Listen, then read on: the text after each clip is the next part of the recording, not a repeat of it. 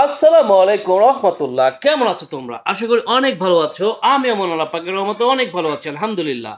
তো আজকে আমি তোমাদের মাঝে হাজির হয়ে গেলাম নতুন আরেকটি ভিডিওতে। তোমরা যারা এইচএসসি 2024 এর স্টুডেন্টস রয়েছে তাদের জন্য আজকের এই ভিডিও। যেভাবে বানিয়ে লিখবে ইংরেজি প্রথম ও দ্বিতীয় পত্রের রাইটিং পার্ট। তো বুঝতে পারছো আজকে কি নিয়ে আলোচনা করব, যে বানিয়ে লেখা। হ্যাঁ, তুমি যে বইটা থেকে প্যারাগ্রাফ পড়ো বা অ্যাপ্লিকেশন বা ফর্মাল লেটার পড়ো, কমপ্লিটিং স্টোরি পড়ো, গ্রাফ চার্ট পড়ো, এগুলো সব কিছু কি বানিয়ে লেখা। লেখক তার নিজস্ব বাক্য দিয়ে ওইগুলোকে সে বানিয়ে রেখেছে, কিন্তু তোমরা কি করো, সেগুলো মুখস্থ করো। কেন মুখস্থ করো? কারণ বানিয়ে লিখতে পারো না, এই জন্য তুমি কি করো, মুখস্থ করো। আসলে এইগুলো কিন্তু মুখস্থ করার কোনো বিষয় না, এইগুলো হচ্ছে বানিয়ে লেখার বিষয়। তুমি নিজে বানিয়ে লিখবা, কিন্তু বানিয়ে লেখার সঠিক যে নিয়ম কানুন সেটা না জানা থাকার কারণে, আর সর্বোপরি ইংরেজি আমাদের মাতৃভাষা নয়, এই কারণে তুমি বানিয়ে লিখতে পারো না। তোমাকে যদি বলা হয় বাংলায় কোনো কিছু বানিয়ে লিখতে, তোমাকে যদি বলা হয় যে সড়ক দুর্ঘটনা বাংলায় বানিয়ে লেখো, তুমি অনায়াসে কিন্তু কয়েক পেজ লিখে ফেলতে পারবা, কয়েকটা পেজটা তুমি লিখে ফেলতে পারবা। কিন্তু যদি তোমাকে ওই সড়ক দুর্ঘটনার ইংরেজিটা দেওয়া হয়, অর্থাৎ রোড অ্যাক্সিডেন্ট বলা হয়, তাহলে সেই ক্ষেত্রে কিন্তু তুমি এত পেজ লিখতে পারবা না। এটার কারণ কি? এটার কারণ হচ্ছে যে এইটা একটা বিদেশি ভাষা, ইংরেজি আমাদের ভাষা না। এই জন্য এই ভাষাটাকে আমরা ভয় পাই, কিন্তু আমরা বাংলা তো ভয় পাই না, বাংলা তো আমরা স্বতঃস্ফূর্তভাবে পারি। কিন্তু ইংরেজি কেন পারি না? কারণ এটা বিদেশি ভাষা। এখন কথা হচ্ছে, যাই তোমাকে দেওয়া হোক, গ্রাফ, চার্ট, কমপ্লিটিং স্টোরি, এরপরে ধরো ইনফর্মাল লেটার বা লেটার যেটা আর কি, এরপর প্যারাগ্রাফ, ফর্মাল লেটার, যা আছে ইংরেজিতে নিয়ম ঠিক রেখে সব কিছুই কিন্তু তুমি বানিয়ে লিখতে পারবা। তো সেটা কিভাবে সম্ভব? দেখো, বানিয়ে লেখার জন্য তোমাকে যথেষ্ট পরিমাণ ইনফরমেশন জানতে হবে আর কি। তো ইনফরমেশনটা কি? যে তথ্য, যে বিষয়টা তুমি বানিয়ে লিখবা সেই বিষয় সম্পর্কে যদি তোমার বাংলা আইডিয়া না থাকে, বাংলায় যদি সেই বিষয়টা সম্পর্কে আইডিয়া না থাকে, তাহলে তুমি কিভাবে বানিয়ে লিখবা? কারণ তোমাকে তো অবশ্যই সেই বাংলা বাক্যগুলোকে কি করতে হবে, ইংরেজিতে ট্রান্সলেট করতে হবে। তো সেজন্য তোমাকে অবশ্যই যে বিষয়টা বানায় লিখবা সেই বিষয় সম্পর্কে অবশ্যই কিন্তু একটা পরিপূর্ণ একটা আইডিয়া থাকতে হবে। যেমন তোমাকে বললো যে ক্লাইমেট চেঞ্জ প্যারাগ্রাফটা লেখার জন্য, তো ক্লাইমেট চেঞ্জ কি এইটাই তো তুমি জানো না, তাহলে এটা কেমন তুমি বানায় লিখবা? তো এই জন্য অবশ্যই ক্লাইমেট চেঞ্জ এর বাংলা কি সেটা আগে জানো। ক্লাইমেট চেঞ্জের বাংলা হচ্ছে জলবায়ু পরিবর্তন। হ্যাঁ, তো এই জলবায়ু পরিবর্তন সম্পর্কে, জলবায়ু পরিবর্তন কি, তারপর জলবায়ু পরিবর্তনের জন্য কি কি সমস্যা হয়, এগুলো তোমাকে অবশ্যই এই যে ইনফরমেশনগুলো আছে, এই ইনফরমেশনগুলো অবশ্যই তোমার কি করতে হবে, অবশ্যই এগুলোর সম্পর্কে আইডিয়া থাকতে হবে। ঠিক আছে, ওকে। আচ্ছা, এরপরে আসি সরি, গ্রামাটিক্যাল স্ট্রাকচার।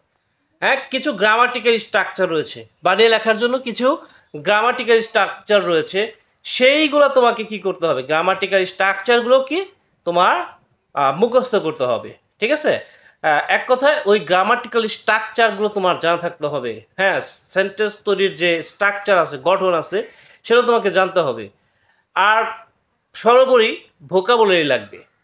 যে বিষয়গুলো তুমি বানায় লিখবা সেখানে বিভিন্ন শব্দ আসবে, সেই শব্দগুলোর ইংরেজি কি সেটা তোমার অবশ্যই জানা থাকতে হবে। ওকে, তো এই তিনটা জিনিস প্রয়োজন যে কোনো কিছু বানিয়ে লেখার জন্য। আর আমি যে বলছি যে গ্রামাটিক্যাল স্ট্রাকচার লাগবে, দেখো গ্রামাটিক্যাল স্ট্রাকচার একদম শর্টকাট, একটাই শর্টকাট, সেটা হচ্ছে কি, দেখো এই শর্টকাট সূত্রটা, subject plus verb plus object plus MPTR. তো এখানে তুমি এই সাবজেক্ট সম্পর্কে এর আগেও শুনছো, ভার্ব সম্পর্কে এর আগেও শুনছো, অবজেক্ট সম্পর্কেও এর আগেও শুনছো, বাট তুমি এমপিটিআর কিন্তু আজকেই প্রথম শুনলা। তো এখানে দেখো, যে কোনো সেন্টেন্স তৈরি করার জন্য প্রথমত একটা সাবজেক্ট বসে, তারপর ভার্ব বসে, তারপর অবজেক্ট বসে, এতটুকু তুমি আগে থেকে জানো। কিন্তু এই যে এমপিটিআর, এইটা আবার কি, যে এমপিটিআর যে কথাটা বললাম এইটা আবার কি, এইটা তুমি আজকে জানবা। ওকে, তো দেখো এম এ কি বোঝাচ্ছে, ম্যানার। এম এ হচ্ছে ম্যানার। তুমি যদি হাউ দিয়ে প্রশ্ন করো বা কিভাবে দিয়ে প্রশ্ন করো, তাহলে সেক্ষেত্রে তুমি ম্যানার বা পদ্ধতি পেয়ে যাবা। ম্যানার মানে সাধারণত ম্যানার অর্থ হচ্ছে আচরণ, কিন্তু এই জায়গায় ম্যানার বলতে পদ্ধতি, ম্যানার বলতে পদ্ধতি। তো হাউ বা কিভাবে দিয়ে প্রশ্ন করা যদি, তাহলে তুমি ম্যানার বা পদ্ধতি পেয়ে যাবা। যেমন এখানে বাংলা একটা বাক্য আছে যে সে পায়ে হেঁটে কলেজে যায়। তো সে পায়ে হেঁটে কলেজে যায়, এই যে বাক্যটা আছে এটাকে ইংরেজিতে ট্রান্সলেট যদি করো তাহলে দেখো সে পায়ে হেঁটে কলেজে যায়। যদি ভার্বের কাছে প্রশ্ন রাখি যে সে কিভাবে কলেজে যায়, তাহলে উত্তর আসে কি পায়ে হেঁটে। তো এখানে কিভাবে প্রশ্ন করে উত্তর পাওয়া গেছে, যেহেতু এখানে কিভাবে প্রশ্ন করে উত্তর পাওয়া গেছে, তো এটা হচ্ছে ম্যানার। ঠিক আছে, ওকে। আচ্ছা দেখো তাহলে সে পায়ে হেঁটে কলেজে যায়, ট্রান্সলেট কি, he goes to college on foot. কিভাবে যায়, অন ফুট মানে পায়ে হেঁটে যায়। ওকে। আচ্ছা এরপরে এম এর পরে কি আসছিল, এম পি টি আর, তাই না, এম এর পরে পি ছিল। হ্যাঁ দেখো এই যে এম পি টি আর। এবার পিতে কি, পিতে হচ্ছে প্লেস। প্লেস মানে কি জায়গা। তুমি যদি হয়ার দিয়ে প্রশ্ন করো, হয়ার বা কোথায় দিয়ে প্রশ্ন করতে হবে, হয়ার অথবা কোথায় দিয়ে যদি প্রশ্ন করো তাহলে তুমি প্লেসটা পেয়ে যাবা। যেমন সে টাঙ্গাইল বাস করে, সে কোথায় বাস করে, টাঙ্গাইল। তো he lives in Tangail, he lives, হ্যাঁ সে টাঙ্গাইলে বাস করে। এখানে কিন্তু কোনো অবজেক্ট নাই, অবজেক্ট ছাড়াও কিন্তু বাক্য হয়, অবজেক্ট ছাড়াও কিন্তু বাক্য হয়। সে বাস করে, তাহলে কোথায় বাস করে, ইন টাঙ্গাইল মানে টাঙ্গাইলে বাস করে। তো এখানে পি বলতে কি বোঝাচ্ছে, প্লেস বোঝাচ্ছে। তো হয়ার বা কোথায় দিয়ে প্রশ্ন করলে তুমি প্লেসটা পেয়ে গেলা। এবার আসি টি, টিতে হচ্ছে কি টাইম, টিতে হচ্ছে কি টাইম। ওকে, টাইম মানে কি সময়। হোয়েন বা কখন দিয়ে প্রশ্ন করতে হবে, হোয়েন কিংবা কখন দিয়ে প্রশ্ন করলে তুমি কি পেয়ে যাবা, টাইমটা পেয়ে যাবা। যেমন বাংলাদেশ 1971 সালে স্বাধীন হয়েছিল, বাংলাদেশ 1971 সালে স্বাধীন হয়েছিল। তো এখানে সাবজেক্ট কি, বাংলাদেশ হয়েছিল, ইংরেজি বিকেম, হ্যাঁ কি হয়েছিল, স্বাধীন হয়েছিল। তো এতটুকু পর্যন্ত subject verb object, subject verb object. তো এখানে টাইম আছে, টাইমটা কি 1971। তো এই যে 1971 অর্থাৎ ইন 1971 বা ইন 1971।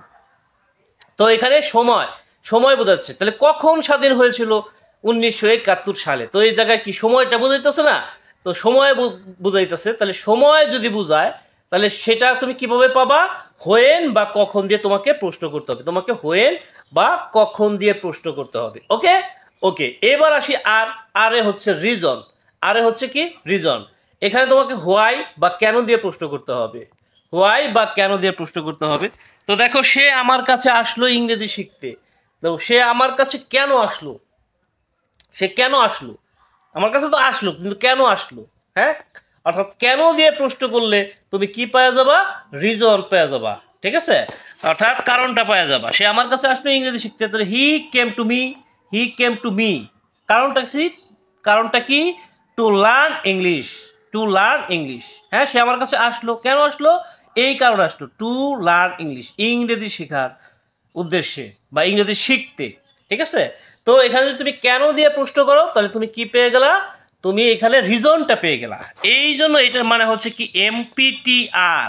হ্যাঁ অর্থাৎ স্ট্রাকচারটা কি, subject plus verb plus object, subject plus verb plus object plus MPTR. হ্যাঁ সাবজেক্ট ভার্ব অবজেক্ট এটা প্রত্যেকটা সেন্টেন্সে থাকে। এখানে এক্সট্রা কি আসবে, এমপিটিআর, যার ব্যাখ্যা আমি এতক্ষণ তোমাকে দিলাম। এবার আসো দেখি যে কখন কোন ভার্ব বসে। হ্যাঁ তোমাকে, তুমি তো ভার্বগুলা বসাবা। হ্যাঁ যখন দেখবা যে বাংলা ক্রিয়ার শেষে ই, ও, এ, এন এইগুলো আছে, তখন বুঝবা সেইখানে ভার্ব ওয়ান অথবা ভার্ব ওয়ানের সাথে এস বাই এস যোগ করতে হবে, মানে সাবজেক্টের পরে তো ভার্ব বসবে। এখন কোন ভার্বটা বসাবা, যখন দেখবা যে বাংলা ক্রিয়ার শেষে ই আছে বা ও আছে কিংবা এ আছে কিংবা এন আছে, এইগুলো যদি পাওয়া যায় তাহলে সেই ক্ষেত্রে ভার্ব ওয়ান অথবা ভার্ব ওয়ানের সাথে এস বাই এস। এখন কখন ভার্বের ওয়ানের সাথে এস বা ইএস যোগ করতে হয়, যখন subject third person singular number হয়। যখন সাবজেক্ট থার্ড পারসন সিঙ্গুলার হবে তখন তোমার কি করতে হবে, ভার্বের সাথে মানে ভার্ব ওয়ানের সাথে, সব ভার্বের সাথে কিন্তু না, ভার্ব ওয়ানের সাথে এস বা ইএস যোগ করতে হবে।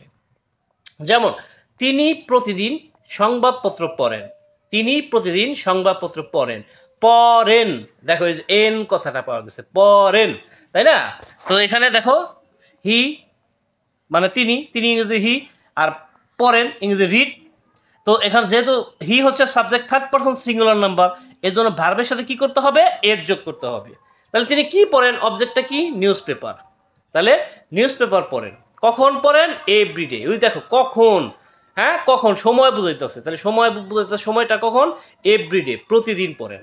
তো এইখানে দেখো পড়েন, এন হয়েছে বিদায় ভার্ব ওয়ান হয়েছে, এবং subject third person singular number হওয়ার কারণে ভার্বের সাথে এর যোগ করতে হবে। এবার যদি ক্রিয়ার শেষে মানে বাংলা ভার্বের শেষে যদি তুমি ল, ত বা ম পাও, ল, ত অথবা ম, তাহলে সেক্ষেত্রে তোমাকে ভার্ব টু মানে ভার্বের পাস্ট ফর্ম ব্যবহার করতে হবে। ভার্ব ওয়ান মানেটা কি, ভার্ব ওয়ান মানে হচ্ছে ভার্বের প্রেজেন্ট ফর্ম, আর ভার্ব টু মানে কি, ভার্বের পাস্ট ফর্ম। যেমন তারা বনভোজনে গিয়েছিল, তারা বনভোজনে গিয়েছিল, বা আমরা বনভোজনে গিয়েছিলাম হতে পারতো, তাই না? তাহলে তারা, তারা কিন্তু কি দে, আর গিয়েছিল ওয়েন, হ্যাঁ যাওয়া আসা বোঝালে তারপর টু বসে, ওয়েন টু। কোথায় গেছিল, হ্যাঁ কোন প্লেসে গেছিল, কোন জায়গায় গেছিল, পিকনিকের জায়গায় গেছিল, তাহলে picnic, they went to picnic, তারা বনভোজনে গেছিল। এরপর দেখো এসি, যদি বাংলা ক্রিয়ার শেষে এসি, এসও, এসে, এসএন এইগুলা আসে, তাহলে তোমার মনে রাখতে হবে ভার্বের জায়গাটাতে কি বসবে, হ্যাভ বা has plus verb three plus other word, have বা has plus verb three plus other word. এক কথা হ্যাভ বা হ্যাজের পরে ভার্ব থ্রি। ওকে, যেমন আমি বাড়িতে নিরাপদে পৌঁছেছি, আমি বাড়িতে নিরাপদে পৌঁছেছি, তাহলে কি এসি আছে না, দেখো এসি আছে, পৌঁছেছি, তো এসি আছে। তো এরকম এসি থাকলে তাহলে কি হয়, সাবজেক্টের পরে হ্যাভ বা হ্যাজ, সাবজেক্টের পরে হ্যাভ বা হ্যাজ প্লাস ভি থ্রি হবে। ঠিক আছে, কোথায় পৌঁছেছি, বাড়িতে।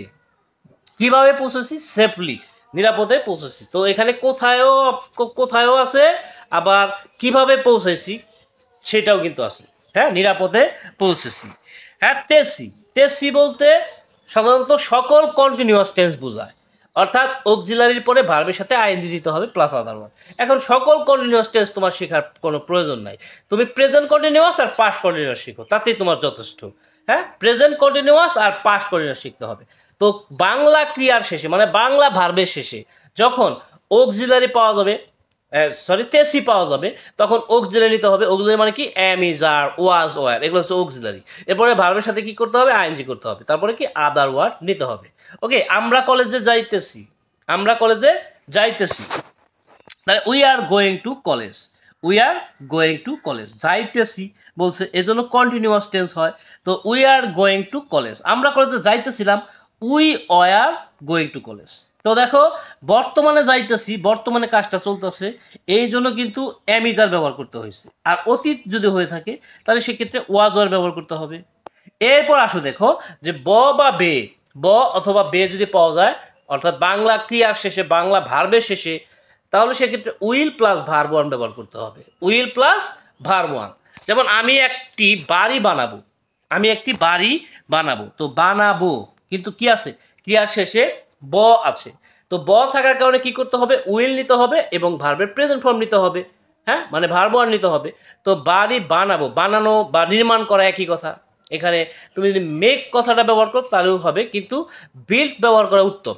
ঠিক আছে, কারণ বাড়ি বানানো ইংরেজি হচ্ছে বিল্ড, বিল্ড মানে বানানো, মানে নির্মাণ কাজ, নির্মাণ কাজ বোঝাতে বিল্ড কথাটা ব্যবহার করতে হয়। তো দেখো I will build a house, I will build a house, দেখো হয়ে গেছে, খুব সুন্দর করে এটা হয়ে গেছে, আমি একটি বাড়ি বানাবো, I will build a house. দেখো কত সহজে কিন্তু তোমার ট্রান্সলেশন করে ফেলা যায়।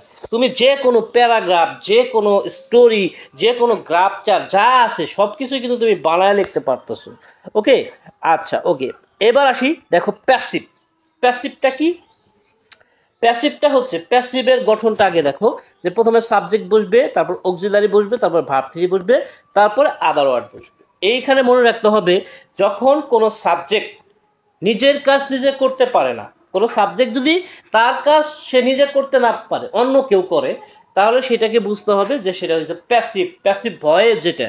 ঠিক আছে, যেমন এখানে আছে দেখো যে ইংরেজি সারা পৃথিবী ব্যাপী বলা হয়, বা ইংরেজি সারা পৃথিবী জুড়ে বলা হয়, একই কথা। তো ইংরেজি সারা পৃথিবী ব্যাপী বলা হয়, তো এইখানে দেখো ইংরেজি সারা পৃথিবী কি ইংরেজি, ইংরেজি বলে, মানে এখানে যে সাবজেক্ট কি ইংরেজি, তাহলে ইংরেজি যে সাবজেক্টটা, ইংরেজি যে ভাষাটা, এই ভাষাটা কি ইংরেজি নিজেই বলে নাকি অন্য কেউ বলে? অবশ্যই এখানে কাজটা ইংরেজি এই সাবজেক্টটা করে না, এইটা অন্য কেউ করে। অর্থাৎ আমেরিকার মানুষ থাকলে আমেরিকার মানুষ করে, ইংল্যান্ডের মানুষ থাকলে ইংল্যান্ডের মানুষ ইংরেজি বলে, বাংলাদেশের মানুষ যখন বলে তাহলে বাংলাদেশের মানুষ বলে, জাপানের মানুষ যখন বলে তখন জাপানের মানুষ বলে। তার মানে এখানে সাবজেক্টটা ইংরেজি সাবজেক্ট ঠিক আছে, কিন্তু সে নিজে এই কাজটা, সে ইংরেজি বলার কাজটা কিন্তু ইংরেজি করতেছে না। তো সেই ক্ষেত্রে যখন দেখবো যে সাবজেক্টটা তার নিজের কাছে যে করতে পারতেছে না, তখন সেটা কি হয়, প্যাসিভ। আর প্যাসিভ মানে কি? প্যাসিভ মানে কি বললাম, subject plus auxiliary plus verb three plus other word. Okay, অর্থাৎ সাবজেক্ট বসাতে হবে, তারপর auxiliary am is are was যেটা হয় সেটা বসাবা, তারপর ভার্ব থ্রি বসাবা, তারপরে বাকি অংশগুলো বসাই দেবা। ওকে, তো এখানে দেখো ইংলিশ, ইংরেজির শব্দ কি ইংলিশ, তো ইংলিশের পর ইজ নিব, যেহেতু বলা হয়, বলা হয়েছিল তো না, বলা হয়, তাহলে ইংলিশ ইজ স্পোকেন। হ্যাঁ, বলা ইংরেজি হচ্ছে স্পিক, স্পিকের ভার্ব থ্রি হচ্ছে স্পোকেন, আর সারা পৃথিবী ব্যাপী ইংরেজি হচ্ছে অল ওভার দ্য ওয়ার্ল্ড। তো দেখো খুব সহজে তোমার সেন্টেন্স হয়ে গেল। তখন সাবজেক্ট তার নিজের কাজ নিজে করতে পারবে না, তখন সেটা প্যাসিভে নিবা। আচ্ছা, এরপর দেখো যে কোনো কিছুর পরিচয় প্রদান করা বোঝালে সেক্ষেত্রে কি হয়, সেক্ষেত্রে প্রথমে সাবজেক্ট বসে, তারপরে এম ইজ আর বসে, কিংবা ওয়াজ ওয়ার বসে, তারপরে আদার ওয়ার্ড বা বাকি অংশ বসে। যেমন আমি আপনার দ্বাদশ শ্রেণীর একজন ছাত্র, আমি আপনার দ্বাদশ শ্রেণীর একজন ছাত্র, বা আমি দ্বাদশ শ্রেণীর একজন ছাত্র বললাম। তো আমি দ্বাদশ শ্রেণীর একজন ছাত্র। তো দেখো এখানে কি হয়, যে এখানে ছাত্র তার নিজের পরিচয় দিতেছে, যে সে যে একজন ছাত্র সে তার পরিচয় দিতেছে। যদি কোনো সেন্টেন্স এরকম হয় যে তার পরিচয় প্রকাশ পাচ্ছে, তাহলে সেই ক্ষেত্রে তোমাকে সাবজেক্টের পরে অ্যামিজার কিংবা ওয়াজার ব্যবহার করতে হবে। যেমন আমি দ্বাদশ শ্রেণীর একজন ছাত্র, তাহলে আমি দ্বাদশ শ্রেণীর একজন ছাত্র, আমি দ্বাদশ শ্রেণীর একজন ছাত্র, তাহলে কি হয়, আয়ের পরে এম, আয়ের পরে এম বসে, I M a student of class 12, I M a student of class 12। দেখো এখানে ছাত্র তার পরিচয় দিচ্ছে, তার পরিচয় বলছে সে নিজে, তো এই জন্য এখানে আয়ের পরে এম বসাইতে হয়েছে। এখানে কিন্তু বলা নাই আমি হই দ্বাদশ শ্রেণীর একজন ছাত্র, এটা না বলা সত্ত্বেও এখানে কি বসছে, এম বসছে, কারণ এখানে কারো পরিচয় প্রদান করা হয়েছে। এরপর দেখো মালিকানা যদি বোঝায়, মালিকানা, মালিকানা বোঝালে সাবজেক্টের পরে হ্যাভ বা হ্যাজ বসে বা হ্যাড বসে, তারপরে আদার ওয়ার্ড বসে। যেমন আমাদের একটা বড় দিঘি ছিল, আমাদের একটা বড় দিঘি ছিল, এটা কিন্তু মালিকানা, মানে এই বড় দিঘির মালিক ছিলাম আমরা, এই বড় দিঘিটার মালিক ছিলাম আমরা। তো এটা মালিকানা যদি বোঝায়, তাহলে সেই ক্ষেত্রে সাবজেক্টের পরে হ্যাভ হ্যাজ হ্যাড বসে, যেহেতু ছিল অতীতে ছিল, এখন তাহলে বর্তমানে নাই, তাহলে we had a big pond, we had a big pond. তো তোমার বাক্য হয়ে গেল। তো কোনো মালিকানা যদি বোঝায়, হ্যাঁ মালিকানা বুঝাইলে সেক্ষেত্রে তুমি সাবজেক্টের পরে have has had plus other word ব্যবহার করবা। এবার কোথাও কিছু আছে বা ছিল যদি বোঝায়, কোথাও কিছু আছে বা ছিল বুঝাইলো, তাহলে সেক্ষেত্রে there is R was were এগুলো ব্যবহার করতে হবে, তারপর আদার ওয়ার্ড।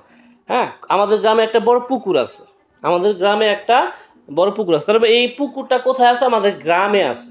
ঠিক আছে, এরপর যদি বলা হয় যে একদা স্কটল্যান্ডে এক শক্তিশালী রাজা ছিল, একদা স্কটল্যান্ডে এক শক্তিশালী রাজা ছিল, তার মানে এটা অতীতে কোনো এক সময় ছিল।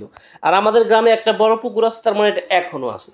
তো এইখানে দেখো যে আমাদের গ্রামে একটা বড় পুকুর আছে, তাহলে there is a big pond in our village, there is a big pond in our village. এবার দেখো একদা স্কটল্যান্ডে এক শক্তিশালী রাজা ছিল, once there lived a mighty king in Scotland, once there lived a mighty king in Scotland. এখানে ওয়ান্সটা আগে দিতে হবে, তার কারণ হচ্ছে একদা, হ্যাঁ এই ওয়ান্সটাকে তোমার আগে নিতে হবে।